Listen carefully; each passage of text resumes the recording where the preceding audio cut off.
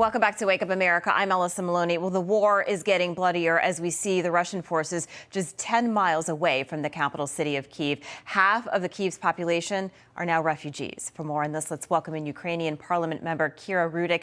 Kira, thank you so much for joining us again today. Kira, we spoke with you yesterday. You were at the train station. Any updates on were people able to get out? Are trains still running? What's the situation right now? Hello, thank you so much for having me.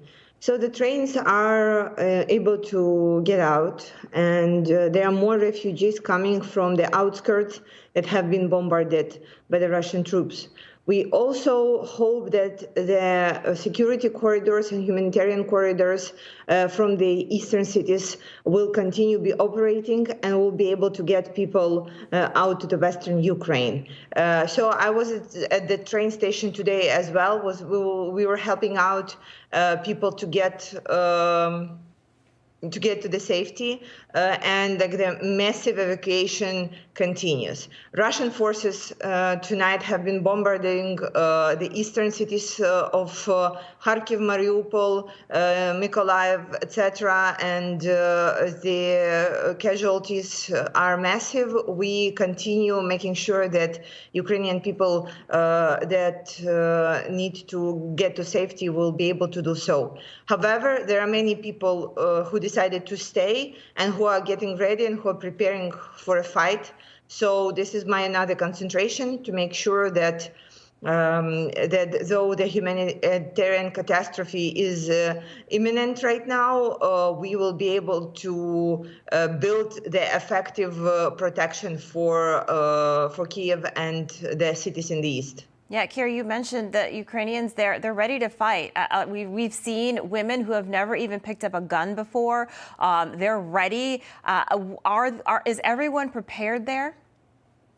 Yes, the 17 days that we have been standing, by the way, that nobody in the world really believed that we will be able to, we have used to get ready, to make sure that we have enough supplies, to organize the delivery of food and water where it is needed. And right now, what we do need is, again, the protection from the air. We understand the position of NATO allies, that they don't want to get involved in the direct fight with Russia. However, the threats that Russia is making right now is to bomb the NATO delivery of the food and supplies to Ukraine. Will get this conflict started sooner or later. We do see that Russia demands this conflict to be expanded. So therefore, because we are standing and we are fighting on our land, on our soil, we still believe that at some point NATO allies will understand the necessity to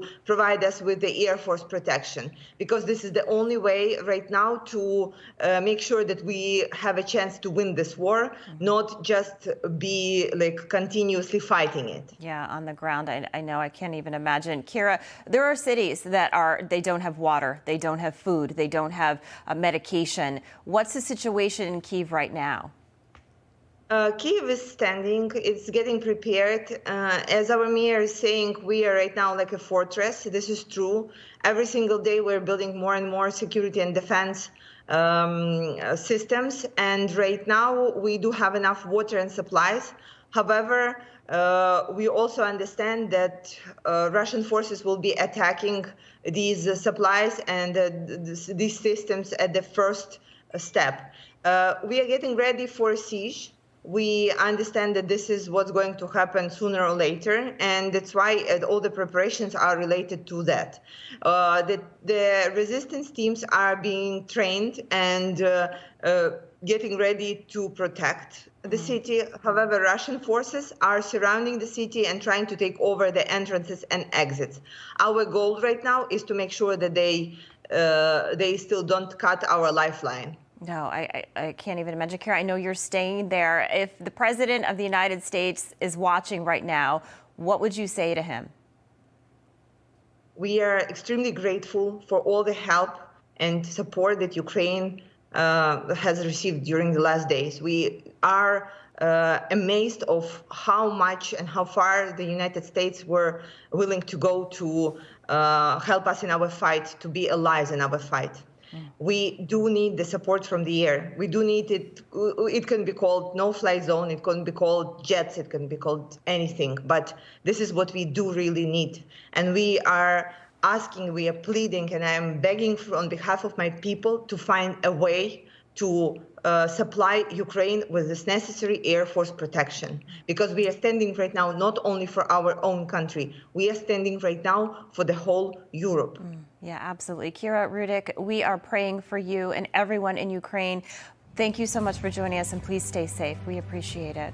Thank you, and glory to Ukraine. Thank you. Hey, I'm Rob Finnerty. Thanks for watching. If you enjoyed this video, please join the conversation in the comments below. Don't forget to subscribe, too. Hit the bell icon to be alerted to breaking news. And remember, there's a whole lot more on Newsmax TV, America's fastest growing cable news network. Newsmax TV, we're real news for real people.